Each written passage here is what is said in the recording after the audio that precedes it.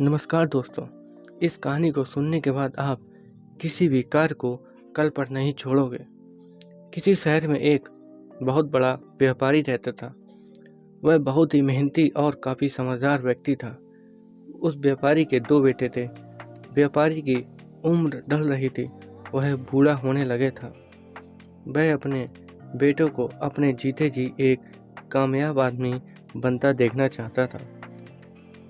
उस व्यापारी ने अपने दोनों बेटों को हर रोज अपने व्यापार की जानकारी देने लगा, जिससे कि वह अपने व्यापार को समझ सकें और एक कामयाब आदमी बन सकें। वह अपने बेटे को लेकर काफ़ी संवेदनशील थे।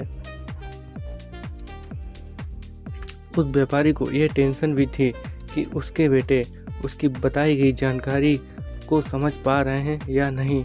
कहीं मेरे बेटे मेरी दी गई शिक्षा या जानकारी को नज़रअंदाज तो नहीं कर रहे हैं।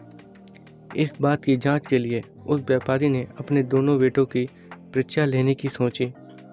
उस व्यापारी ने अपने दोनों बेटों को अपने पास बुलाया और कहा, रोज़ मैं शाम को अपनी दुकान में से 2 लकड़ियां रख दिया करूंगा।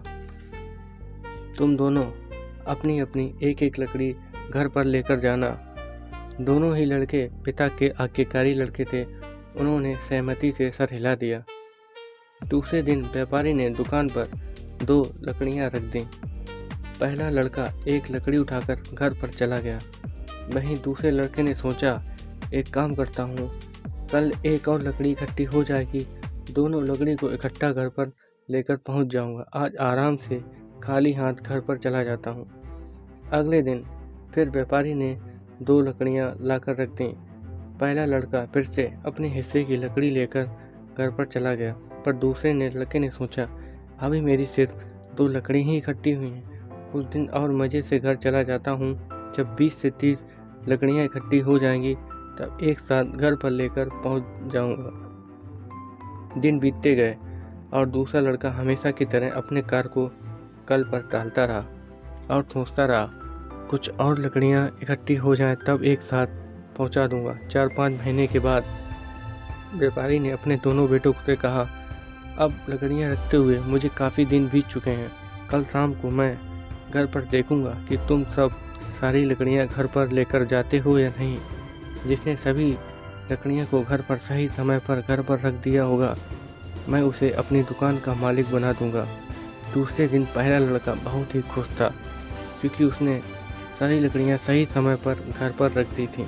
वहीं दूसरा लड़का काफ़ी बेचैन और परेशान था, क्योंकि वह जैसे ही लकड़ियां लेने दुकान पर पहुंचा, वहां पर सैकड़ों लकड़ियों का ढेर लगा हुआ था। वह परेशान था कि अब वो इतनी सारी लकड़ियां घर पर कैसे लेके जाएगा। लेकिन जैसे तैसे उसने लकड़ियों का गट्ठर बनाया और घर की तरफ चलने लगा।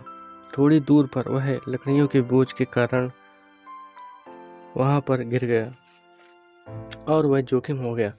व्यापारी ये सब देख रहा था और अपने दूसरे लड़के के पास जाकर बोला, अगर तू रोज एक लकड़ी घर पर लेकर जाता तो आज तेरी ये हालत नहीं होती और अपने छोटे भाई की तरह मेरा घर पर इंतजार कर रहा होता।